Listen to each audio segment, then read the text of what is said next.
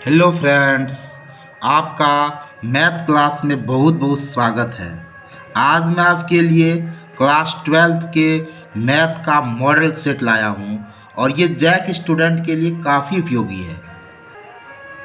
देखिए मेरा पहला सवाल, let A equal to 2468 and R be relation defined on A as r equal to 24 42 46 64, then r is reflexive, symmetric, transitive or none of these। अब आपको बताना इसमें से कौन सा होगा। तो देखिए सवाल में क्या है, let A equal to 2468 and R be A relation defined on A as R equal to 24 42 46 64, then R is reflexive, symmetric, transitive, none of these. तो देखिए आप इसको ऐसे सॉल्यूशन कीजिएगा।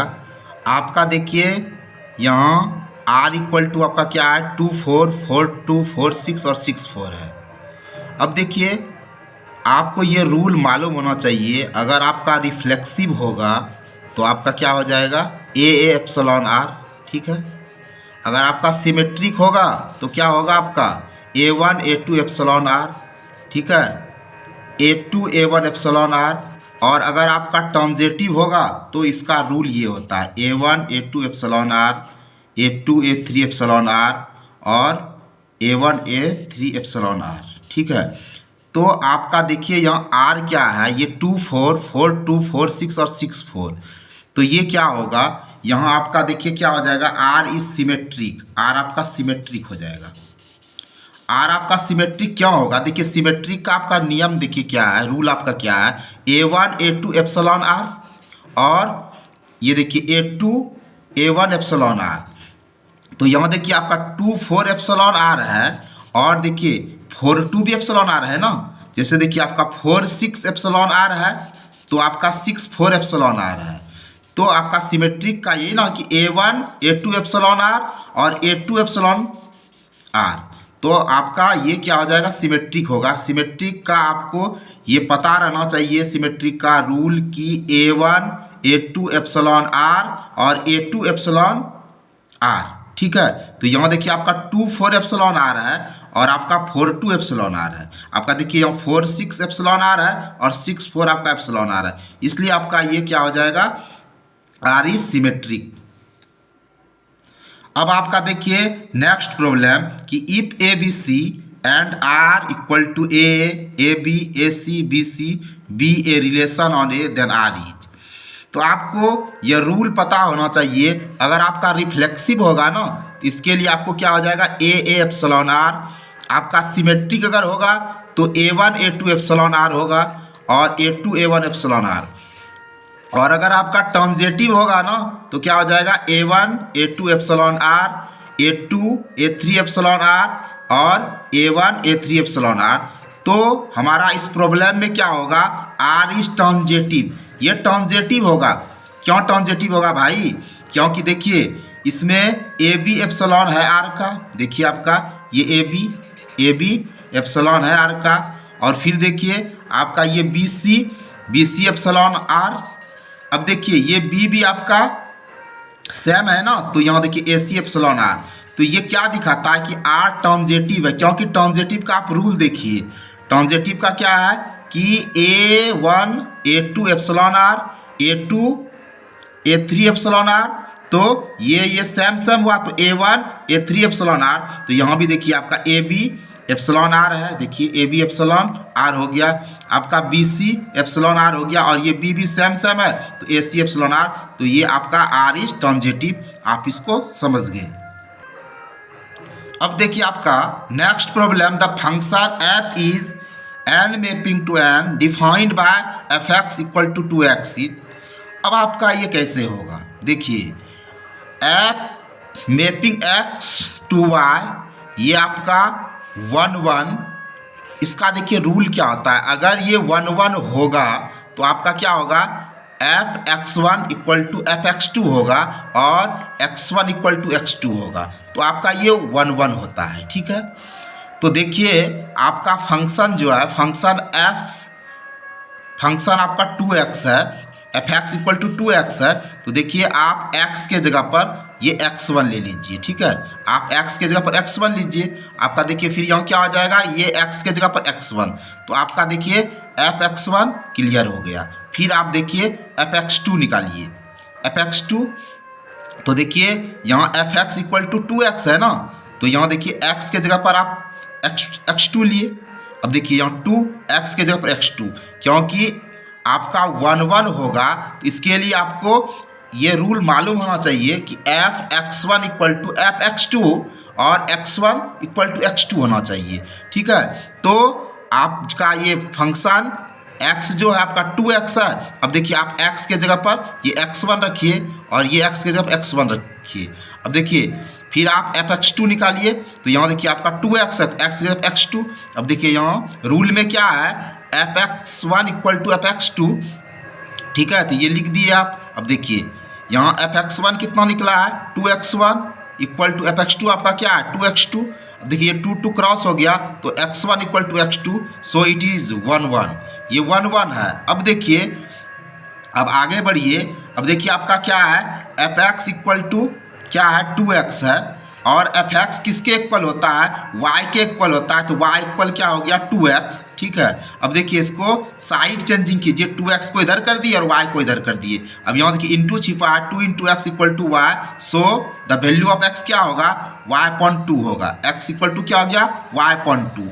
अब देखिए आप y इक्वल टू आप 1 ले लीजिए, अगर y का वैल्यू आप क्या लीजिएगा, 1 लीजिएगा, क्योंकि आपका देखिए यहाँ f is mapping n to n है, आप y का वैल्यू 1 लिए, तो आपका x क्या होगा, x इक्वल टू यहाँ y के जगह पर 1 रखे तो 1/2 हो गया।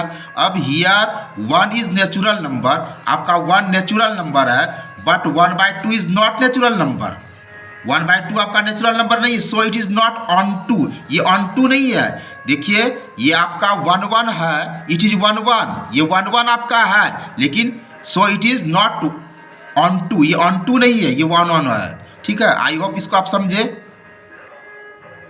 अब देखिए आपका 4 नंबर का सॉल्व, इफ, अब आप 4 नंबर को देखिए, if R begin the set of all the real numbers then the function f is mapping r to r defined by function x equal to mod x is।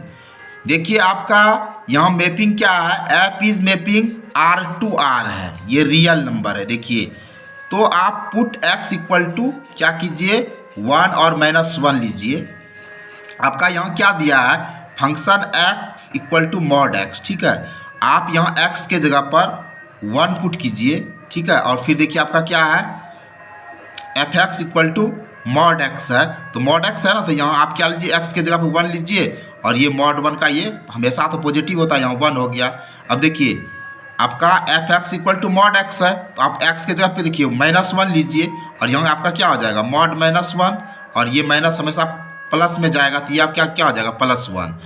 अब यहाँ देखिए ध्यान से कि अगर 1 1 है, तो इसमें f(x1) equal to f(x2), x1 equal to x2 होगा। ठीक है, ध्यान दीजिएगा।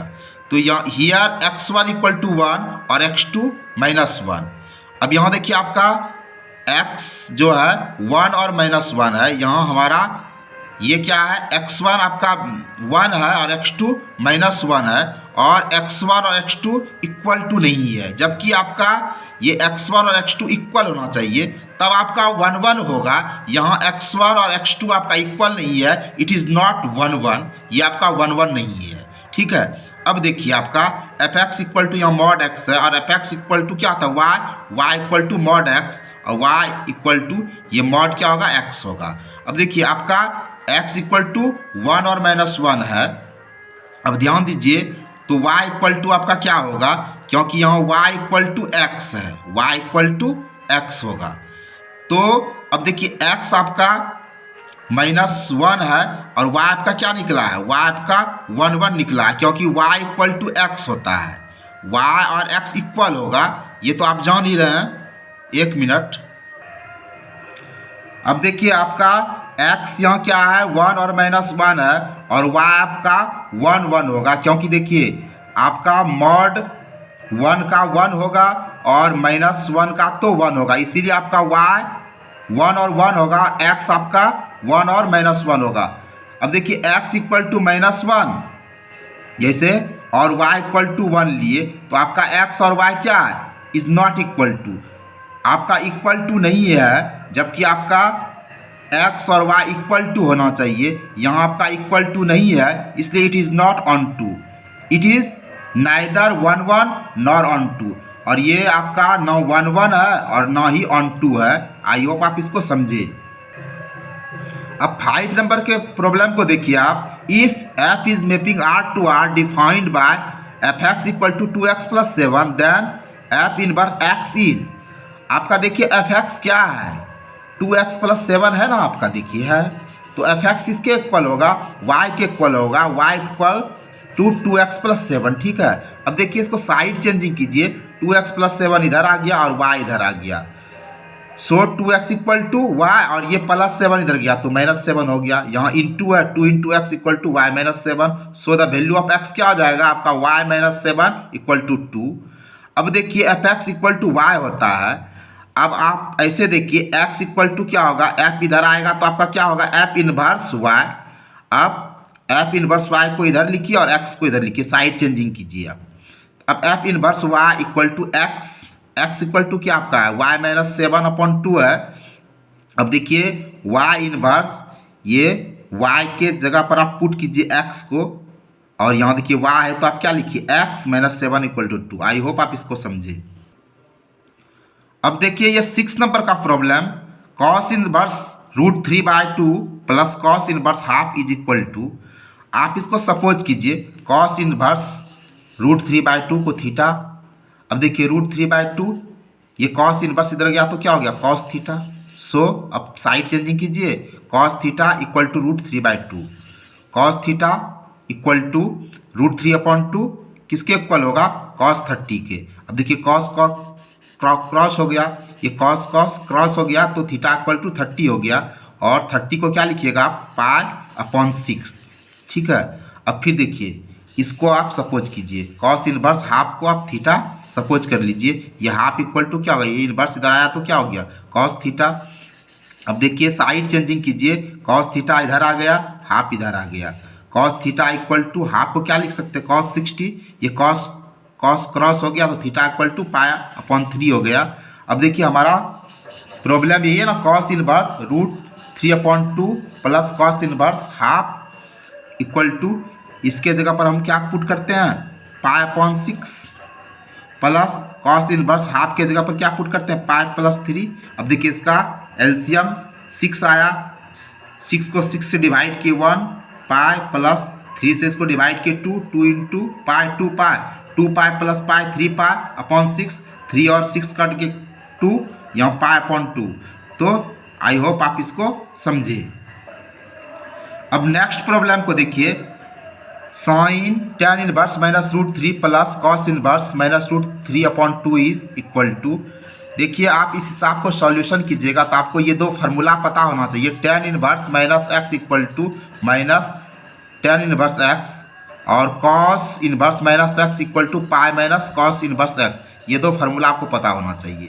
अब देखिए आपका ये प्रॉब्लम है साइन, इसके जगह पर ये फार्मूला पे तोड़े तो क्या हो जाएगा, tan इनवर्स √3 प्लस, देखिए इस फार्मूला पे क्या हो जाएगा, π cos इनवर्स √3/2। ठीक है। इस फार्मूला पर आप इसको ऐसे सेट कीजिए। अब देखिए आप इसको सपोज कीजिए थीटा का, अब √3 इक्वल टू क्या हो जाएगा, tan थीटा। अब इसको साइड चेंजिंग कीजिए, tan theta equal to √3, tan theta equal to √3 equal to tan 60 होता है, tan theta equal to tan π/3, ये tan क्रॉस हो गया, थीटा इक्वल टू π/3।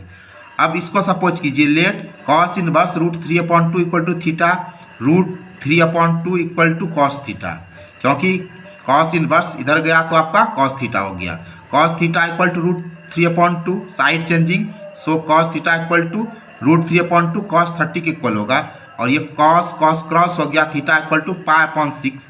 अब हमारा प्रॉब्लम देखिए यहाँ इस पर सूट होगा साइन, ये tan इनवर्स -√3 है तो ये देखिए ये माइनस है ना, यहाँ साइन दे दिए और ये माइनस दे दिए। अब देखिए यहाँ माइनस दे दिए, ये tan इनवर्स √3 किसके इक्वल है, π/3 का, तो यहाँ माइनस और इसके जगह पे ये π/3, यहाँ प्लस, देखिए ये पाई ही रह गया, माइनस हो गया ये कॉस इनवर्स रूट 3/2 किसके इक्वल है, π/6 का, तो यहाँ π/6 हो गया।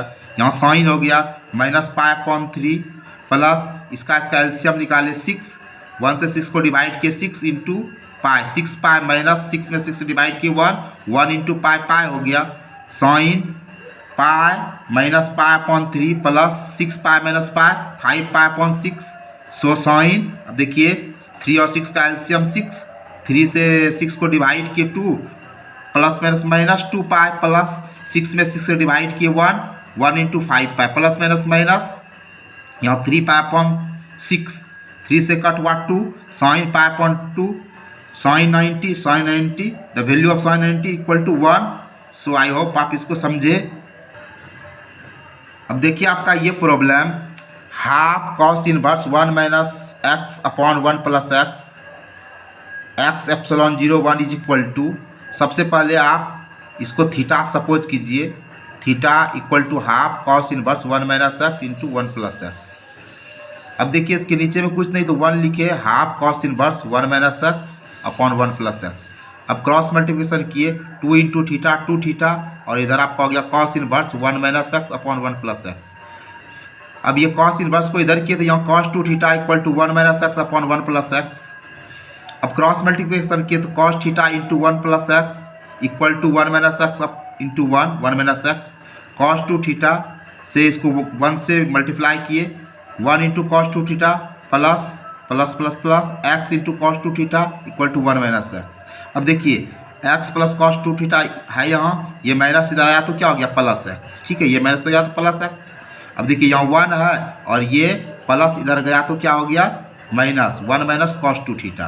अब देखिए एक्स एक्स आपका कॉमन आया, यहाँ कॉस 2 थीटा प्लस यहाँ क्या हो गया 1, क्योंकि एक्स कॉमन हुआ तो यहाँ 1 बचा equal to 1 minus cos 2 theta. अब देखिए एक्स इसको सिस्टम से लिखे 1 plus cos 2 theta equal to 1 minus cos 2 theta. अब the value of x equal to 1 minus cos theta upon 1 plus cos 2 theta. X equal to ये formula आप use कीजिए 1 minus cos theta equal to 2 sine square theta और 1 plus cos 2 theta equal to 2 cos square theta. 2 आपका cross हो गया तो यहाँ आपका हो गया the value of x equal to sine square theta upon cos square theta tan square theta. अब साइड चेंजिंग आप कीजिए tan square theta equal to x, the square को आप फ्री किए तो क्या हो गया root under x. So the value of theta equal to tan inverse root x. I hope इसको समझे। अब देखिए आज का लास्ट सवाल, फिर मैं रेस्ट सवाल को अगले वीडियो में डालूंगा। देखिए हमारा ये problem tan inverse 1/4 plus tan inverse 2/9 is equal to, ये बहुत ही सिंपल प्रॉब्लम है। ऐसे प्रॉब्लम को आप इस फार्मूला से निकालिए tan inverse x plus tan inverse y equal to tan inverse x plus y 1 minus x y. अब देखिए इसको आप एक्स सपोज कीजिए, इसको वाई सपोज कीजिए, इस फार्मूला पर ये टूटेगा। टेन इनवर्स एक्स के जगह पर आप 1/4 लिखिए प्लस वाई के जगह पर आप 2/9 लिखिए। अब देखिए अपॉन 1 माइनस एक्स के जगह पर आप पुट कीजिए 1/4 को इंटू वाई के जगह पे 2/9 को।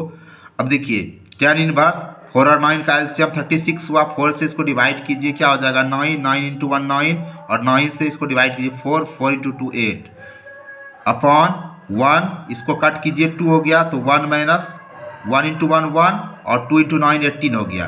अब देखिए 9 प्लस 8 17 हो गया अपॉन 36 अपॉन इसका आप एलसीएम निकालिए 1 और 18 का 18, इसको डिवाइड कीजिए 18 इंटू 1 18 माइनस 18 को 18 से डिवाइड कीजिए 1 1 into 1 1। Tan inverse 17/36 upon 18 minus 1 क्या होगा आपका 17 अपॉन 18।